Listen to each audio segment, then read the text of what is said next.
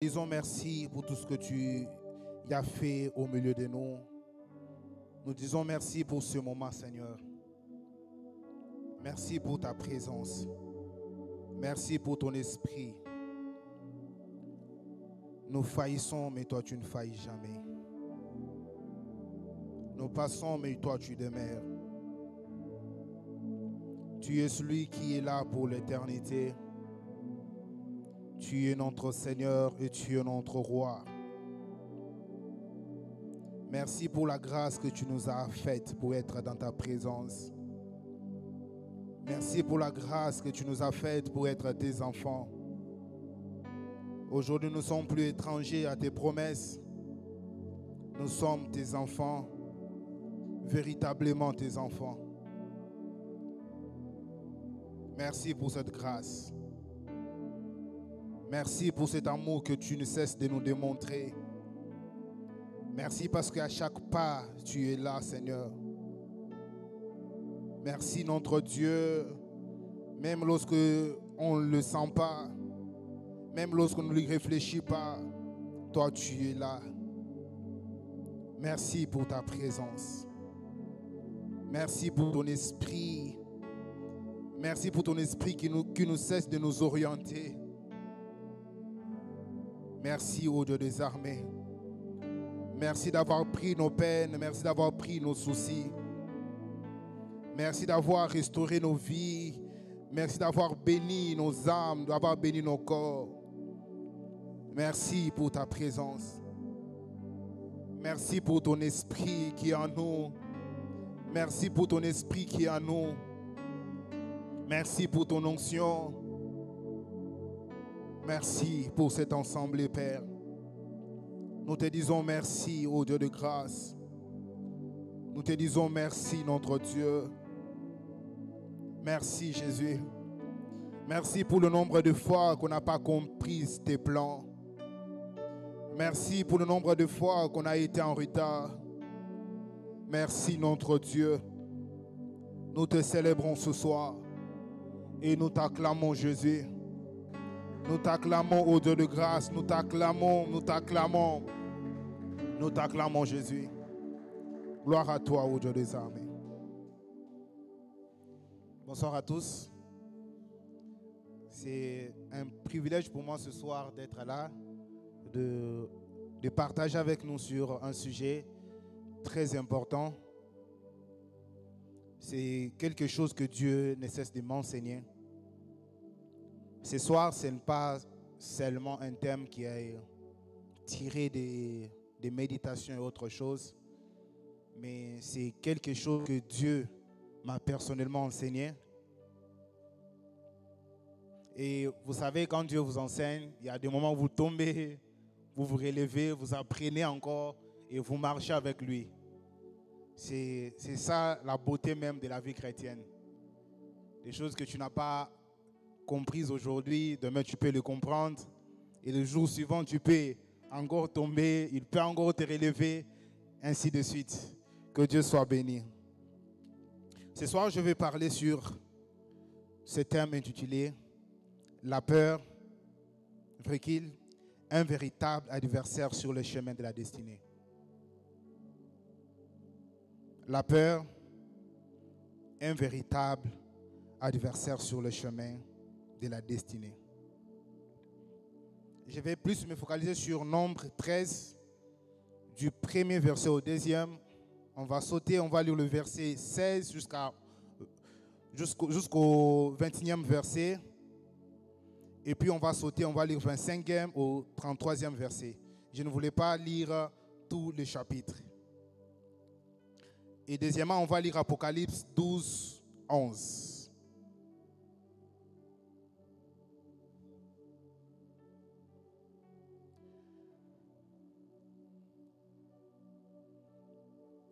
On va lire le passage. Je suis dans Nombre 13, du premier au deuxième verset. L'Éternel parla à Moïse et dit: Envoie des hommes pour explorer le pays des Canaan, que je donne aux enfants d'Israël. Tu enverras un homme de chacune des tribus de leur père. tous seront des principaux d'entre eux. Le verset 16 à 21. Ils montèrent, ils exploitèrent, verset 16. Tels sont les noms des hommes que Moïse envoya pour explorer le pays. Moïse donna à José, fils de Nun, le nom de Josué. Moïse les envoya pour explorer le pays des Canaan. Il leur dit, montez ici par le midi et vous monterez sur la montagne. Vous verrez le pays, ce qu'il est, et le peuple qui l'habite, s'il est fort ou faible, s'il est en petit ou en grand nombre. C'est que le pays où il habite, s'il est bon ou mauvais. Ce que sont les villes où il habite, si elles sont ouvertes ou fortifiées. Ce que est les terrains, s'il est gras ou maigre, s'il y a des arbres ou s'il n'y en a point. Ayez bon courage et prenez des fruits du pays. C'était le temps de premier raisin. Nous sautons, nous lisons le verset 25 jusqu'au 33e. Ils furent de retour de l'exploration du pays au bout de 40 jours. À leur arrivée, ils se rendirent auprès de Moïse et Aaron et toute l'assemblée des enfants d'Israël à Kadès dans le désert de Paran. Ils leur firent un rapport ainsi qu'à toute l'assemblée. Ils leur montrèrent le fruit du pays. Voici ce qu'ils racontèrent à Moïse. Nous sommes allés dans le pays où tu nous as envoyés. À la vérité, c'est un pays où coule le lait et le miel, et en voici le fruit. Mais le peuple qui habite ces pays est puissant. Les villes sont fortifiées, très grandes. Nous y avons vu des enfants d'Anak. Les Amalécites habitent la contrée du Midi. Les Hétiens, les Ébusiens et les Amoréens habitent la montagne. Et les Cananéens habitent près de la mer et le long du Jourdain. Caleb fit taire le peuple qui murmurait contre Moïse. Il dit, montons, emparons-nous du pays, nous y serons vainqueurs. Mais les hommes qui habitaient étaient allés avec lui dire, nous ne pouvons pas monter contre ce peuple, car il est plus fort que nous. Ils décrièrent devant les enfants d'Israël le peuple qu'ils avaient exploré, le pays qu'ils avaient exploré. Ils dirent, le pays que nous avons parcouru pour l'explorer est un pays qui dévore ses habitants. Tous ceux que nous y avons vus sont des hommes d'une grande taille. Et nous y avons vu le géant enfant d'Anak, de la race des géants. Nous étions à nos yeux et aux leurs yeux comme des sauterelles. Apocalypse 12, 11e verset. Je vais lire avec la parole de vie.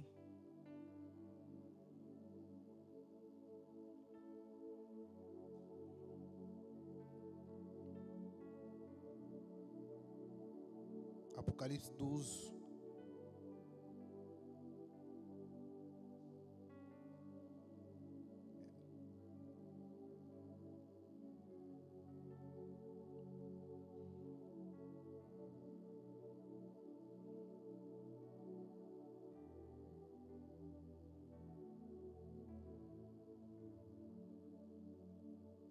Ma Bible me complique, excusez.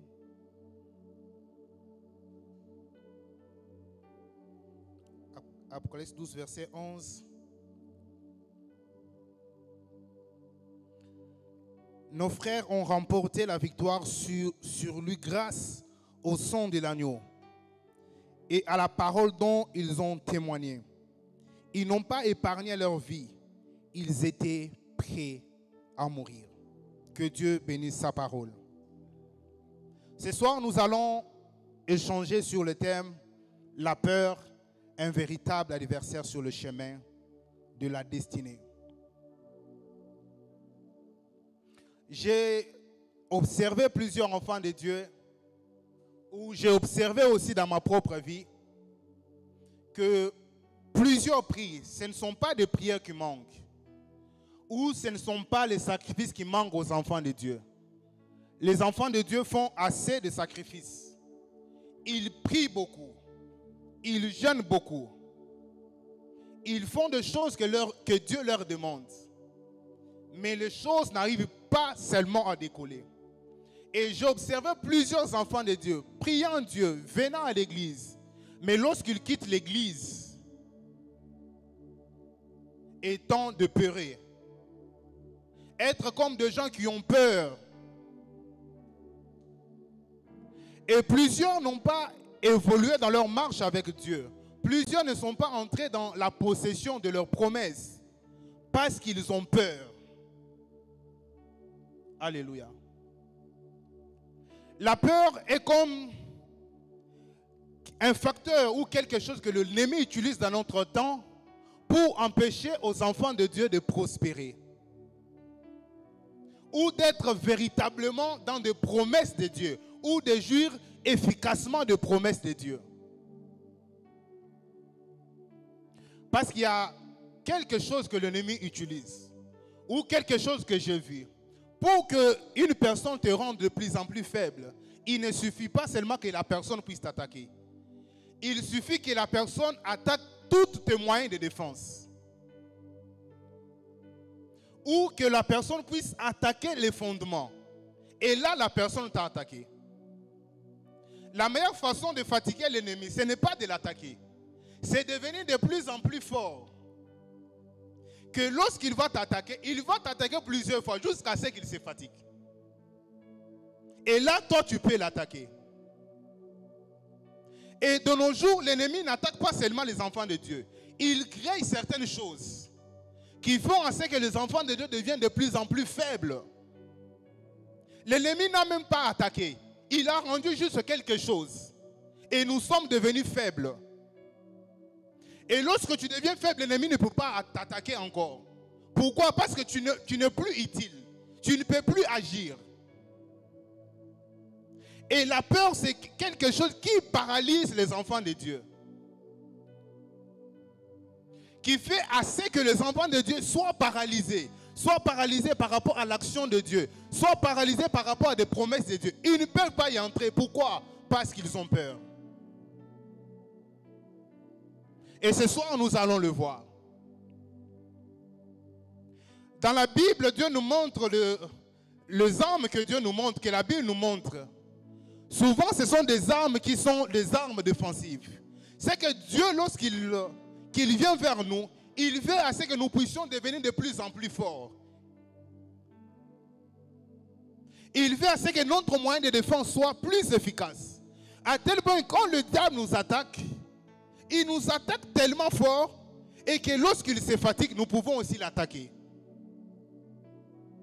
Alléluia. Je veux qu'on comprenne ça très bien. Parce que la peur, c'est quelque chose que l'ennemi utilisera toujours dans ta propre vie pour te paralyser, pour que tu ne puisses pas faire de grandes choses. Ceux qui marchent avec Dieu, Dieu leur demande une chose: n'aie pas peur.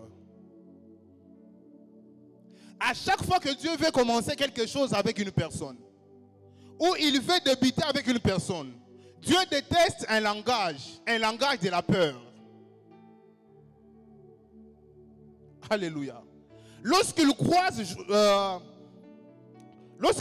Jonathan, ou il croise certaines choses, ou il croise certaines personnes, le voyant dans la Bible, il leur dit ceci: n'aie pas peur, je suis avec toi. Vous avez vu lorsqu'il vient dans la vie de Josué, il dit à Josué ceci: que Moïse, mon serviteur, est mort. Prends courage. C'est-à-dire que je ne peux pas faire autre chose. Si toi, tu n'as pas le courage de faire, moi, je peux être puissant. Mais si toi, tu as peur, tu ne peux pas agir.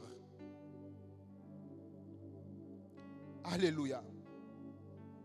Une fois que tu as peur, tu as laissé la porte à l'ennemi d'agir dans ta propre vie. Si tu as peur de quelque chose, la Bible dit ceci: Tout ce que je redoute ou tout ce qui constitue ma peur, c'est ce qui m'arrive. Là, ce n'est pas d'abord l'ennemi qui t'a attaqué. C'est d'abord la peur que tu as. Tout ce que tu redoutes, tout ce dont tu as peur, c'est ce qui peut t'arriver dans ta propre vie. Ce n'est pas d'abord le diable. Là, le diable te regarde. Parce qu'il sait déjà que si tu joues dans le terrain de la peur, il a déjà vaincu la bataille. Il t'a déjà eu. Et ce soir, je suis venu demander, ou ce soir, je suis venu à parler à quelqu'un de ne pas avoir peur.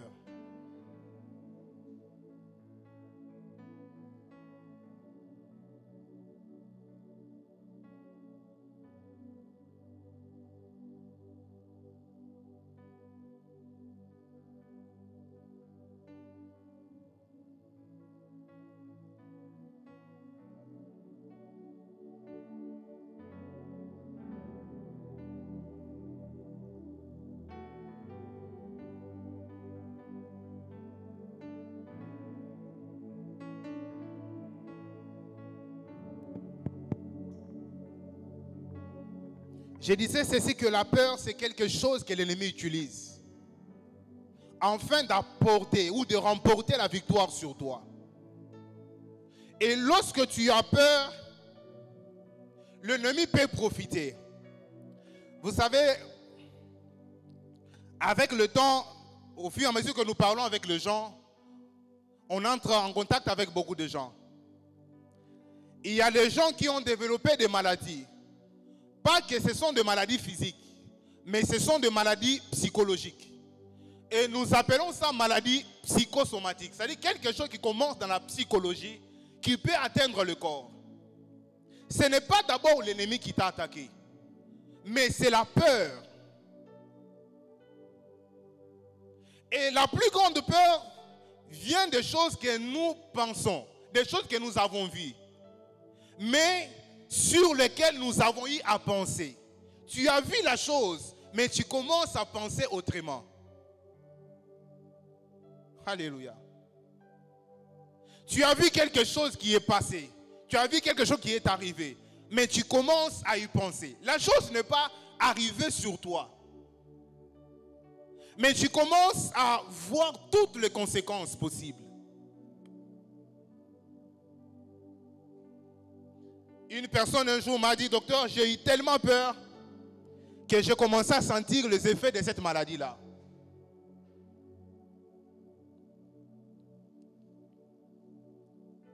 Et la première des choses que je voudrais partager avec vous ce soir,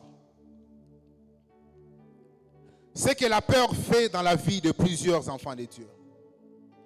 La peur vous fait hésiter de croire en Dieu et en vous.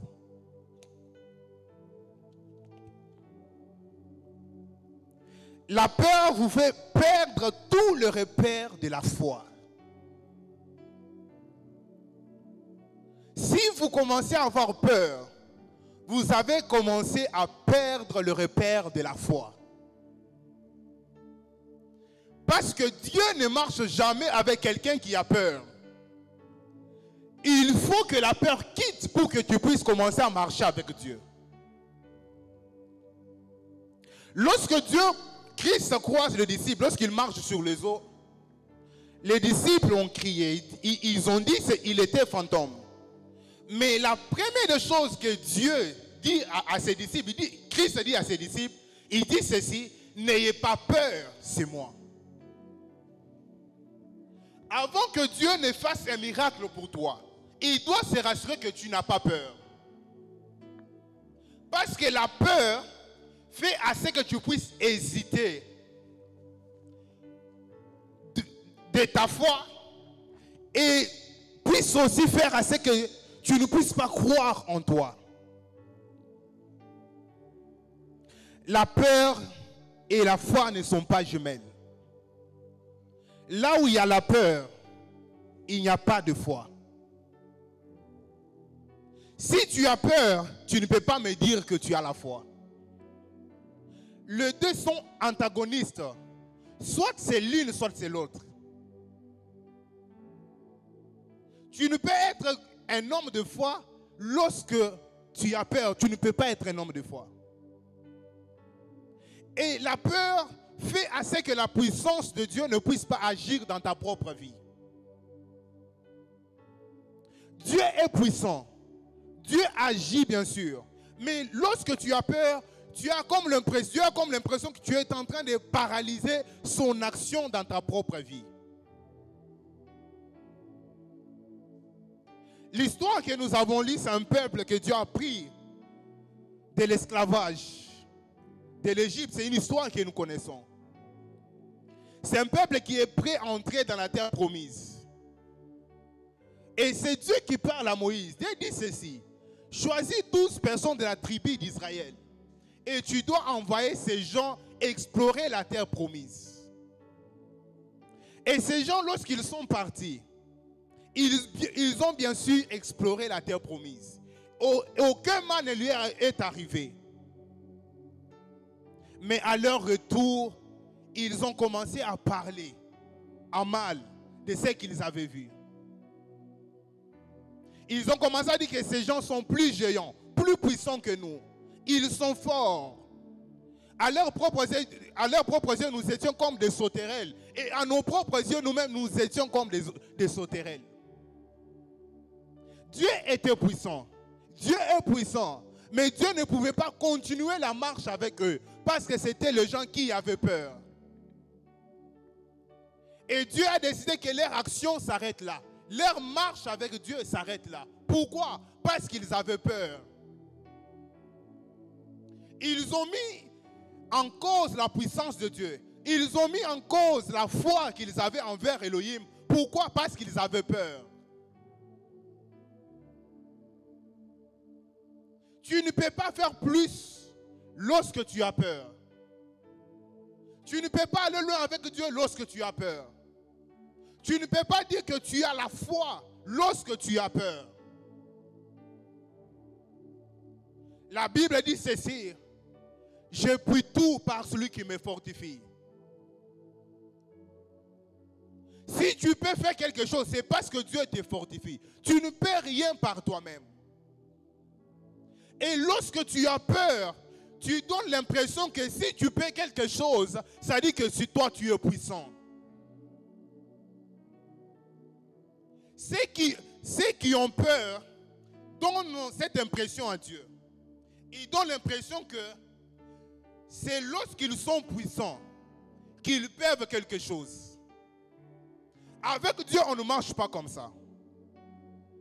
Un jour, Dieu dit à Josué, il dit, choisis une armée, vous allez attaquer l'ennemi. Josué choisit un grand nombre. Et Dieu vient au milieu et dit, non, non, vous êtes si nombreux pour attaquer. Diminuez encore l'armée. Pourquoi? Parce que je pense selon Josué. Josué pense que si nous sommes un grand nombre, nous allons remporter la victoire. Mais c'était des stratégies qui cachaient une peur qui était peut-être en Josué. Et Dieu dit non, non. Parce que lorsque vous allez remporter la victoire, vous allez peut-être penser que c'est parce que vous étiez en si grand nombre que vous avez remporté la victoire. Dieu veut à ce que tu n'aies pas peur. Parce que celui qui est en toi est plus grand que celui qui est dans le monde.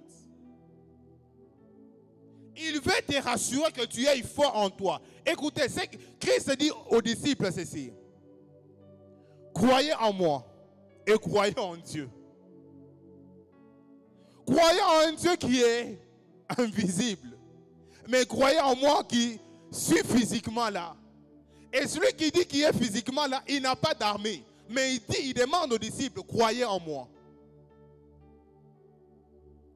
Mes frères et sœurs, notre Dieu est puissant. Il est puissant seul. N'ayez pas peur, n'ayez pas peur. Que le monde, malgré toute sa puissance, que le monde, malgré tout ce qu'il vous présente, le monde ne peut rien contre vous. Celui que vous portez, il est puissant. Celui que vous portez, il est puissant. Et Dieu veut se rassurer de ça. J'ai vu des enfants de Dieu, pour faire quelque chose, Ils ont peur. Il a peur de ce que les gens diront. Il a peur de ce que les autres feront envers lui. Il a peur. Il veut contrôler toute la situation. Avec Dieu, il nous arrive par moments de ne pas tout connaître et de ne rien connaître, mais de marcher par la foi. Ceux qui font les exploits avec Dieu, ce ne sont pas ceux qui ont la maîtrise de tous les paramètres, non. Ce sont ceux qui ont appris à marcher avec Dieu, dans toute assurance, sans peur. Alléluia. C'est que Dieu vient dans ta propre vie. Il te demande d'abord d'être dans la tranquillité, d'être dans le calme. C'est dans ces calmes que Dieu vient t'offrir son salut. C'est dans ces calmes que Dieu vient t'offrir ce que tu veux. Dieu ne veut pas que tu puisses t'agiter. Dieu ne veut pas que tu sois quelqu'un qui est agité partout. Dieu veut que tu sois son enfant et que tu sois dans le calme. Dieu veut que tu sois dans la paix.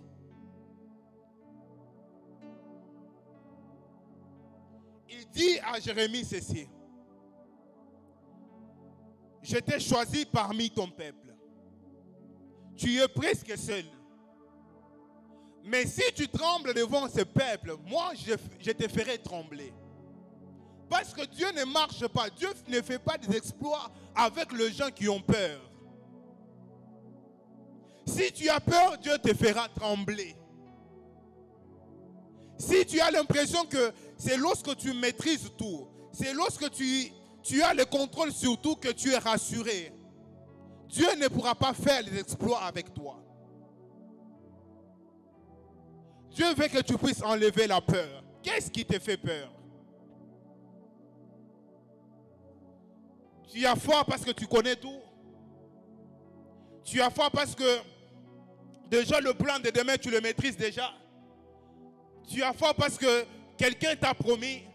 Dieu ne veut pas que tu puisses mettre ta foi là-dessus. Dieu veut que tu avances, mais tu avances avec foi. Ce qui sauve le roi, ce n'est pas le nombre d'armées qu'il a. Ce qui sauve le roi, ce ne sont pas toutes ces choses qui l'environnent. Ce n'est ni la préparation, mais la victoire vient de l'Éternel. Et vous avez certainement Dieu. Et si vous priez, et si vous faites les sacrifices, vous avez réellement Dieu. Mais il faut vous rassurer, qu'en quittant ici, vous n'avez pas peur de ce qui se passe dans le monde. Les grands défis que nous avons, ce n'est pas lorsque nous prions ici. Lorsque nous prions ici, nous sentons tous la présence de Dieu. Nous sentons que Dieu est là. Mais le grand défi, c'est lorsque nous sortons là dehors. C'est là que nous remportons nos victoires. Alléluia. Pourquoi les gens de ce monde, les gens qui vivent dans le ténèbre, ont une grande assurance? Lorsqu'il a déjà touché au fétiche, lorsqu'il rentre dans cette société-là, tu sens qu'il a tout changé. Tu sens qu'il est devenu tout autre. Et même si vous êtes d'une même famille, vous allez commencer à parler sur lui. Vous allez commencer à dire que depuis un certain temps, il n'est plus le même. Pourquoi ils ont cette assurance? Alors que nous, matin, midi, soir, la nuit même, nous nous réveillons. Nous prions le Dieu Tout-Puissant. Mais nous sortons là dehors, nous avons peur. Nous gênons. Nous faisons des sacrifices. Nous venons servir l'Éternel, le Dieu des armées. Il s'appelle le Dieu des armées. Mais nous sortons ici, là. Et dehors, là, nous avons peur. Qu'est-ce qui nous fait peur là dehors?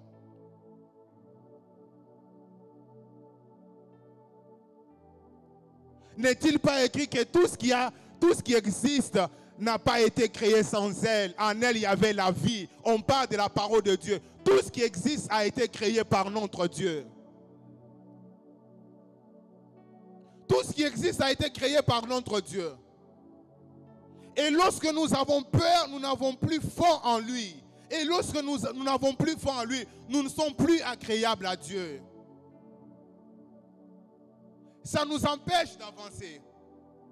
Ça nous empêche de progresser. Imaginez aujourd'hui, tu as les promesses de Dieu. Tu es comme Josué à qui on a dit, tu dois faire entrer le peuple de Dieu dans la terre promise. Mais tu as peur d'avancer.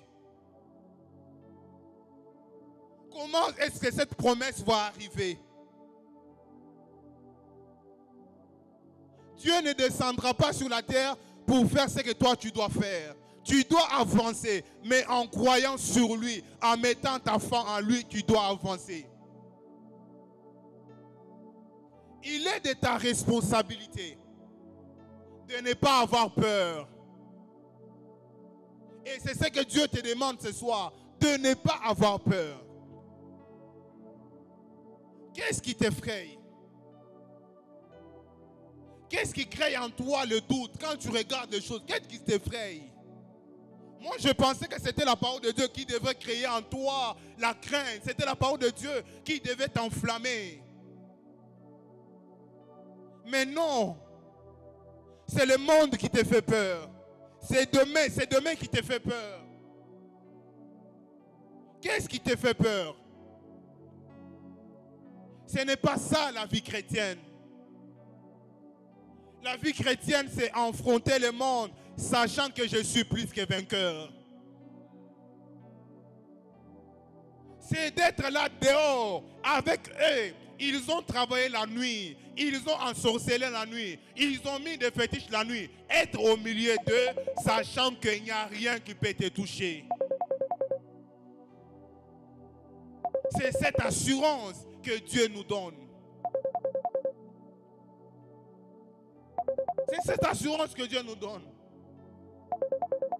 Dieu n'a pas fait de nous de faibles. Dieu n'a pas fait de nous les gens qui doivent pleurer là dans la société et venant ici être touchés par la présence de Dieu. Non, nous venons ici pour nous recharger. Mais là dehors, nous devons faire face au monde. Alléluia. Depuis ce temps, j'ai été révolté dans ma foi. Je disais que la première des choses, la peur nous fait hésiter de croire en Dieu et en nous. Et la deuxième des choses, la peur vous offre une perception déformée de l'adversaire. La peur vous offre une perception déformée de l'adversaire.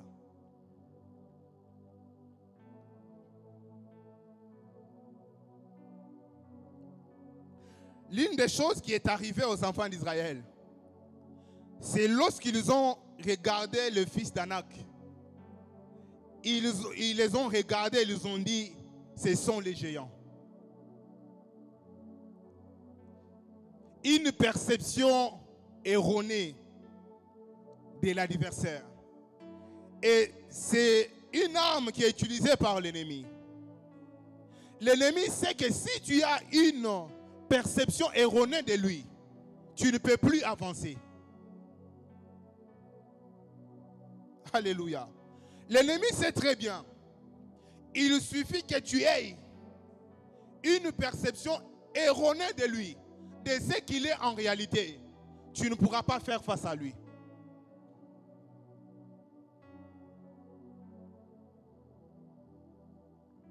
Des fois, on a eu peur de l'insecte. Malgré que c'est petit, tu as eu peur. Pourquoi? Parce que tu avais une perception erronée des choses.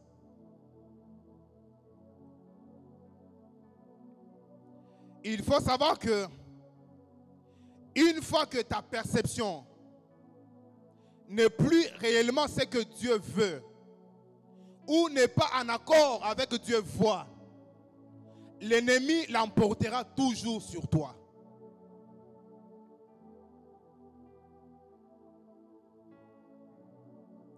Et une chose que Dieu demande dans la marche avec lui, lorsqu'il commence avec Abraham, lorsqu'Abraham arrive dans la terre promise, Abraham commence assure qu'il est. Il commence à voir le pays, la terre promise. Et lorsque Abraham finit de voir la terre promise, Dieu parle, il dit, cette nation, je te la donne. Pourquoi? Parce que ce que tu vois détermine aussi ce que tu auras. Une fois que tu as une perception, une vision qui est erronée de la chose ou de l'ennemi, tu ne pourras jamais l'emporter. Et ça, l'ennemi le sait très bien. Et c'est ce qui arrive aux enfants de Dieu, exactement à nous-mêmes. Ça nous arrive de voir. Un jour, Christ croise quelqu'un qui était aveugle. Les disciples lui demandent ceci, c'est sa faute, la faute de ses parents. Dieu, Christ leur dit ceci, ce n'est ni sa faute, ni la faute de ses parents. C'était pour que la gloire de Dieu soit manifeste. Les disciples avaient une autre vision de choses. Mais Christ devait fixer des choses. Parce que lorsque les choses sont fixées, tu peux facilement l'emporter sur la chose.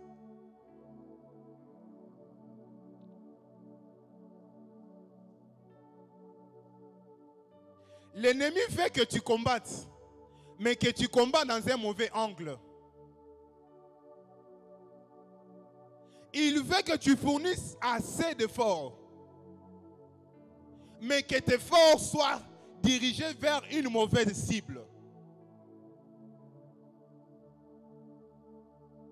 Alléluia. N'est-ce pas, Satan, c'est un rusé, n'est-ce pas? Il est rusé. Et parmi l'une de ces méthodes qu'il utilise, il veut à ce que tu chasses beaucoup, tu pries beaucoup, tu calcines, tu pries, tu fais des combats de prière, tu fais tout ça. Mais il veut que tu puisses faire tout ça, mais en visant une mauvaise cible.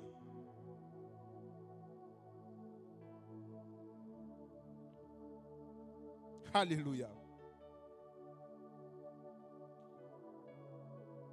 Et c'est que Dieu veut. Dieu veut nous faire voir des choses. Que malgré ils sont géants, mais ils ne sont pas choisis de l'Éternel. Ils peuvent être des géants, ils peuvent être puissants, mais ils ne sont pas circoncis. Dieu veut que tu aies une bonne vision de la chose pour que tu puisses l'emporter. Et la peur t'empêche d'avoir une bonne vision de la chose. J'ai une bonne nouvelle ce soir. Il faut le savoir que l'ennemi a été terrassé. Dieu, Christ, quand il est venu dans le monde, il a fixé les choses une fois pour toutes. Il n'a pas eu une victoire saisonnière ni périodique. Il a eu la victoire sur toutes choses. Christ est venu fixer des choses. Il est venu fixer la chose une fois pour toutes. Quand il est venu, il a déclaré que tout est accompli. Et comme l'ennemi a déjà vaincu, qu'est-ce qu'il utilise? Il veut juste que tu vailles très mal sa position. Que tu vailles qu'il est puissant alors qu'il n'est plus. C'est comme un serpent qui est déjà mort, mais qui bouge juste sa queue. Il est déjà mort. L'ennemi est déjà mort. La croix a déjà tout accompli. Il faut croire à ça. Sinon, vous aurez toujours l'impression que les sorciers de nos familles sont les plus forts. Vous aurez toujours l'impression que nous prions, mais il n'y a pas de solution. Vous aurez toujours l'impression que nous faisons des délivrances, mais il n'y a pas de choses qui marchent. Pourquoi? Parce que nous avons une mauvaise vision de la chose. L'ennemi que vous combattez chaque jour, il est le plus faible. Ce que vous appelez force, l'ennemi n'est pas fort. Il a été vaincu. Il a été dépouillé publiquement en spectacle.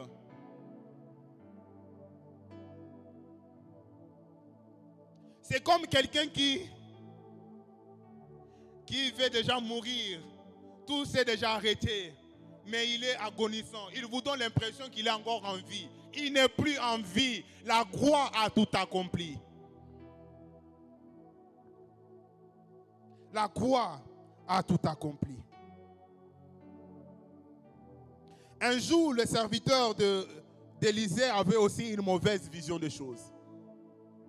L'armée syrienne environnait Élisée.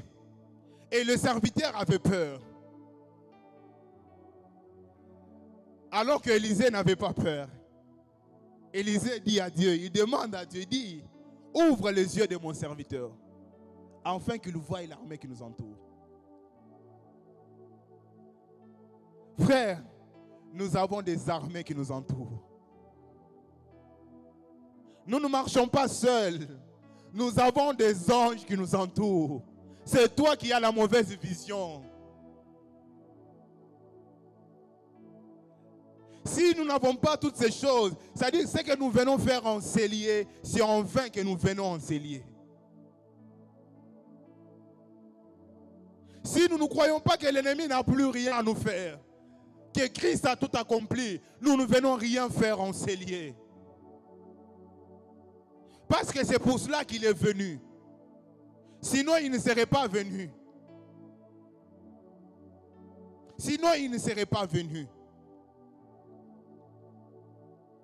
Tu commences à remporter la victoire lorsque tu vois l'ennemi comme étant le plus faible. Lorsque tu te dis dans ta propre chambre que j'ai senti la maladie, mais Christ a dit ceci, par ses maîtrissures, j'ai été guéri. Lorsque tu commences à fixer ça, tu commences à voir la victoire. Lorsque tu te dis dans ta propre chambre que du riche qu'il était, il s'est fait pauvre afin que je sois riche. Tu commences à voir ça dans cet angle-là. C'est à ce moment-là que tu vas commencer à voir la victoire. Tu n'es pas victorieux en pleurant, non. Tu es victorieux lorsque tu remets la vérité en face de toi. Lorsque tu commences à voir les choses selon que la Bible le voit.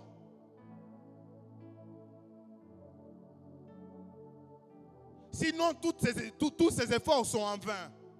Sinon, tous ces sacrifices ne valent rien sans croire en ça.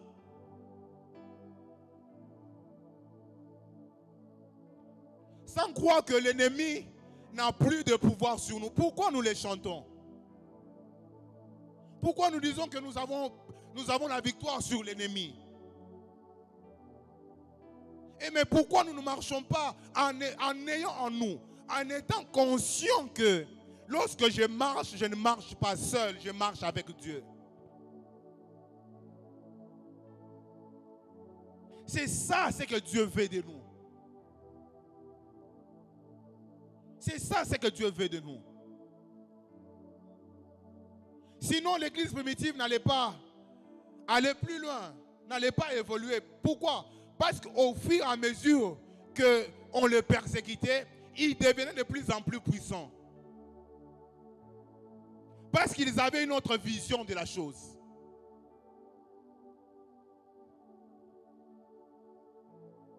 Qu'est-ce que tu vois? Quand tu regardes ta maladie, quand tu regardes la situation par laquelle tu passes, tu penses que ça va te tuer ou bien tu vas survivre. Lorsque tu vois les choses qui se répètent dans ta propre famille, lorsque tu vois des choses qui ne marchent pas dans ta propre famille, lorsque tu as prié et que la chose ne marche pas, qu'est-ce que tu vois?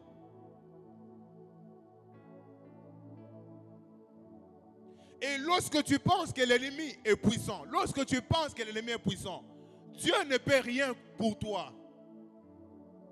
Je pensais que Dieu allait dire à ces gens ici, non, je vous pardonne, vous allez entrer dans la terre promise. Dieu a dit, vous n'allez pas entrer.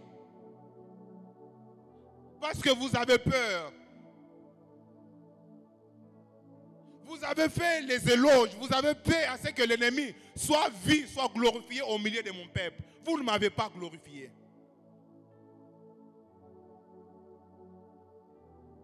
Ils ont fait tous ces parcours en vain.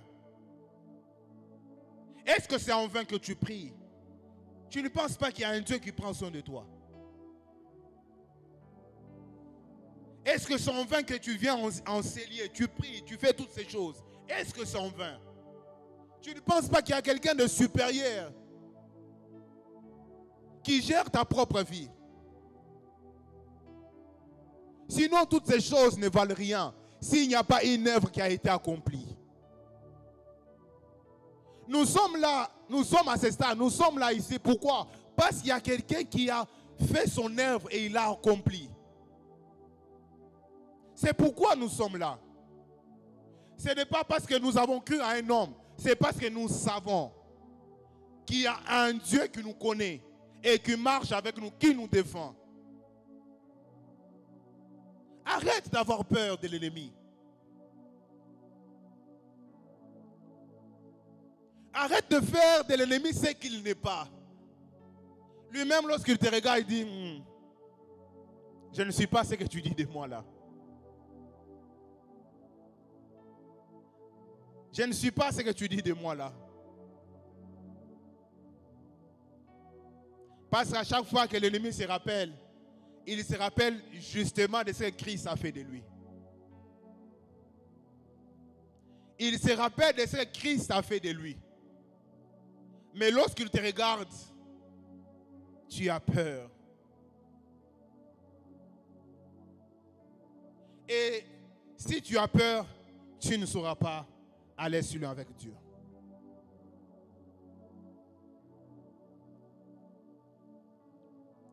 Et David avait compris cela. David, pour remporter la victoire sur Goliath, il fallait qu'il ait une autre vision de Goliath. Lorsque tout le monde voyait Goliath comme un puissant guerrier, David voyait Goliath comme un incirconcis.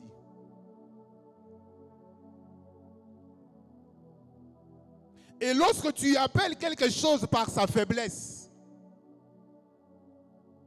tu auras réellement la victoire.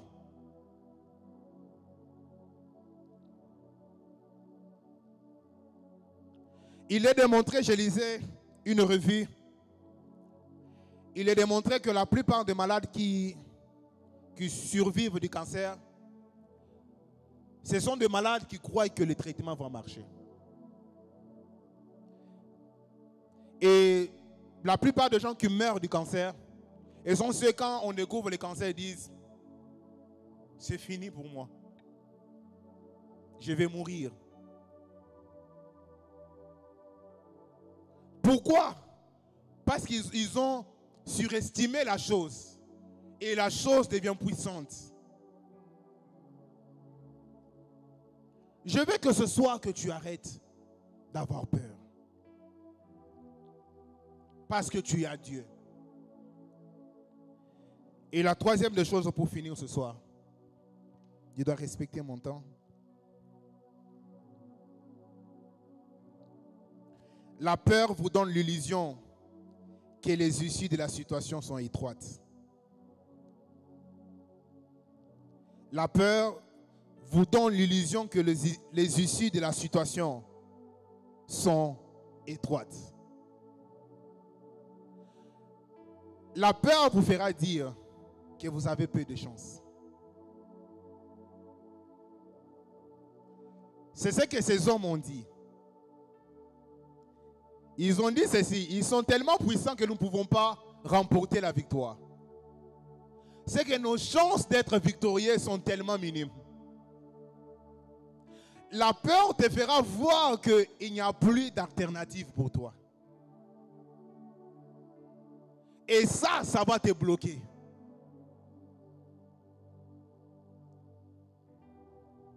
Qui a déjà eu peur ici? Moi, bien sûr, j'ai déjà eu peur. Et lorsque j'ai peur, j'ai comme l'impression qu'il y a l'unique porte de sortie. Et la peur vous conditionne à une seule porte de sortie. Mais Dieu ne veut pas ça. Dieu ne veut pas que la peur puisse vous conditionner, puisse vous donner une illusion de choses, puisse vous donner peu de chance. La Bible déclare que dans le ruisseau de Dieu, il y a plein d'eau. Pour dire que Dieu offre assez d'alternatives.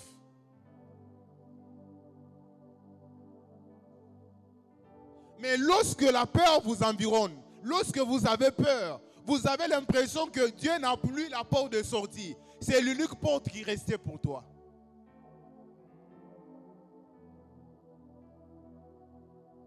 Cette situation, est-ce que je vais m'en sortir?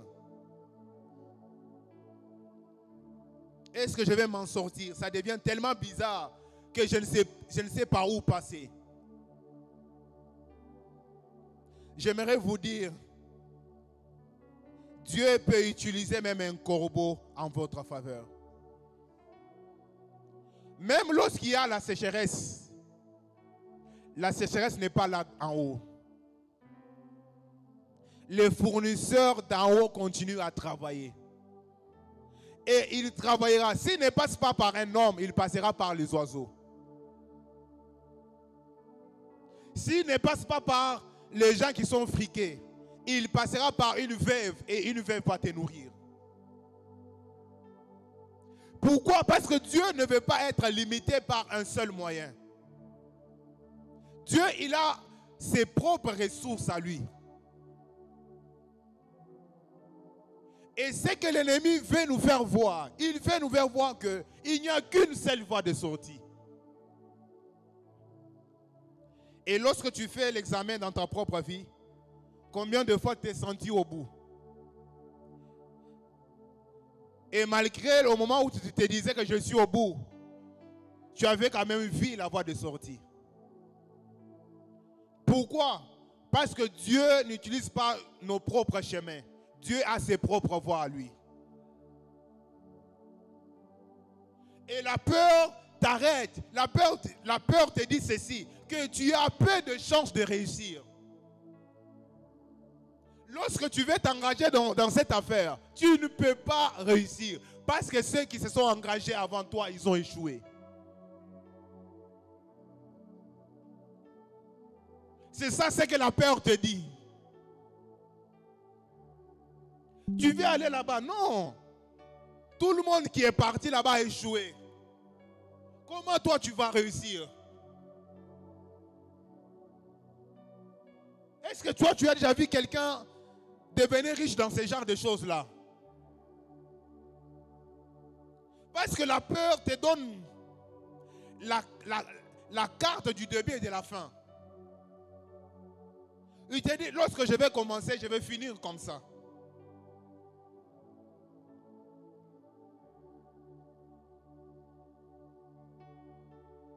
Toi, tu as déjà vécu. Il a fait cette affaire-là. Et ça finit comment? Combien de gens ont réussi dans ça? C'est la peur qui te fait parler. Dieu a plusieurs alternatives. Si Pharaon ne répond pas à la première plaie, Dieu ira jusqu'à la 10e plaie, jusqu'à ce que Pharaon va céder. Parce que Dieu a plusieurs voies de sortie. La Bible déclare qu'il est le maître de temps et de circonstances. En réalité, c'est lui qui crée le temps.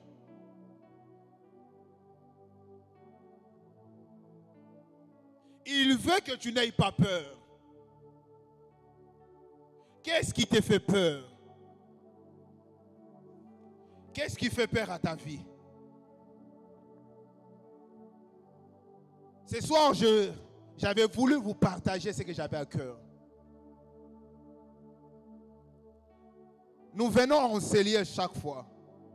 Tu pries, tu fais l'œuvre de Dieu.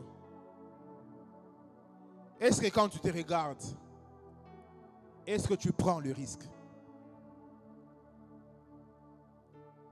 Est-ce que tu prends le risque? Même Dieu a pris le risque de donner son Fils unique. Si tu ne le fais pas, rien n'avancera. Si tu ne prends pas ces risques au moment opportun, tu mourras plein de promesses. Parce que ceux qui sont morts dans le désert, ils avaient aussi des promesses comme toi. Mais ces promesses ne sont pas arrivées pour une chose. Ils avaient peur. Est-ce que malgré tout ce que tu as emmagasiné, malgré toutes les visions que tu as eues, toutes les directives que tu as eues, il n'est pas temps de s'engager. Il n'est pas temps de faire autre chose. Il n'est pas temps de croire à l'impossible. J'aime une personne qui dit, il dit tu l'as encore fait, mais tu l'as fait de manière spéciale. Lorsque Dieu veut commencer avec quelqu'un, il veut quelqu'un de courageux, de quelqu'un qui est fort, qui peut se tenir comme Pierre. Il dit, sur ta parole, je vais encore le faire. Lorsque Dieu t'a déjà parlé, sa puissance est déjà lancée. Il attend que ton action. Dieu est tout puissant. Mais il veut que tu agisses sur la terre afin de manifester sa puissance. Sinon, Dieu serait venu sur la terre en train d'agir seul. Il veut que tu agisses. Le temps que tu tardes, les autres sont en train d'avancer. Le temps que tu es en train d'étudier les paramètres, comment ça va se faire. Mais les autres sont en train d'avancer. Jusqu'à quand tu auras des promesses de Dieu? Jusqu'à quand tu attendras? Est-ce qu'il n'est pas temps que tu prennes des risques? Il n'est pas temps que tu prennes cette voie-là. Tu as trop pensé à ces projets-là. Est-ce qu'il n'est pas temps pour que tu commences là? Je n'ai pas dit ce soir que tu commenceras grand. Peut-être que tu commenceras petit. Mais je sais que Dieu te multipliera.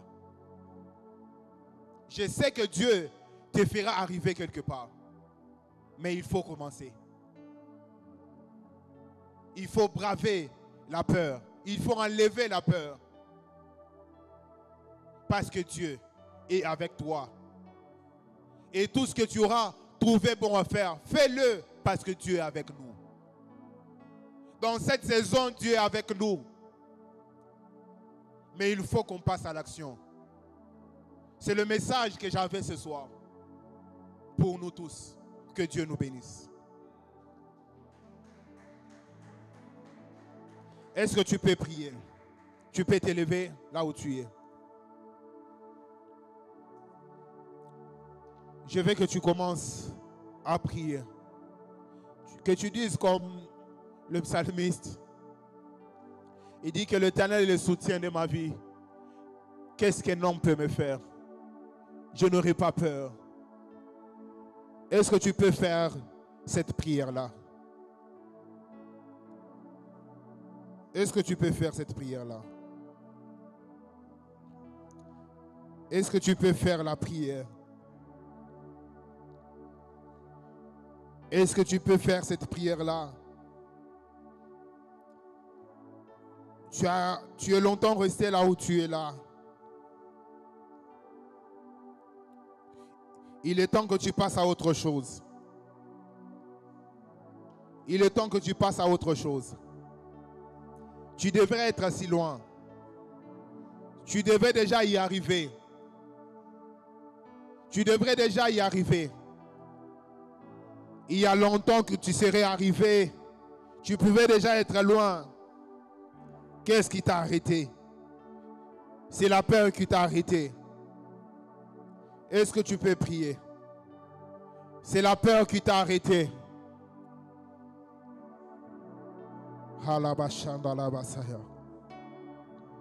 Ala mama mama shata la basete. Ala bababo shata la basaya.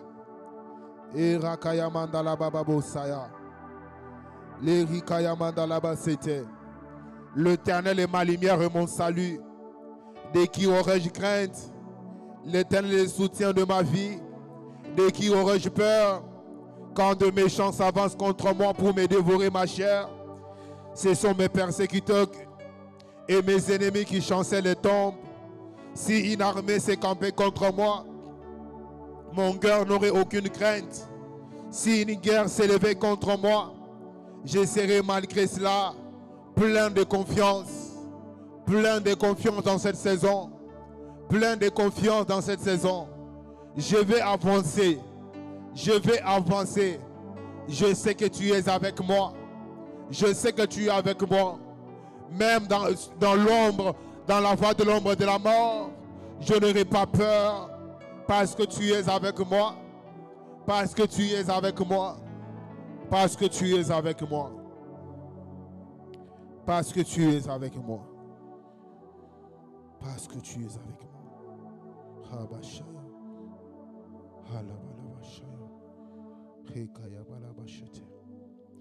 Est-ce que tu peux acclamer pour la gloire de Dieu? Tu peux acclamer notre Dieu. Tu peux acclamer, tu peux acclamer. Que Dieu nous bénisse abondamment. Nous pouvons reprendre nos places. Est-ce que nous pouvons préparer nos offrandes pour offrir à Dieu? Tu peux avancer avec ton offrande. Le panier qui est à ma gauche et à ma droite plutôt, c'est pour bénir l'orateur du jour. Celui qui est à ma gauche, c'est pour la dîme, les offrandes et toutes les autres contributions. Nous pouvons nous avancer pour la gloire de Dieu.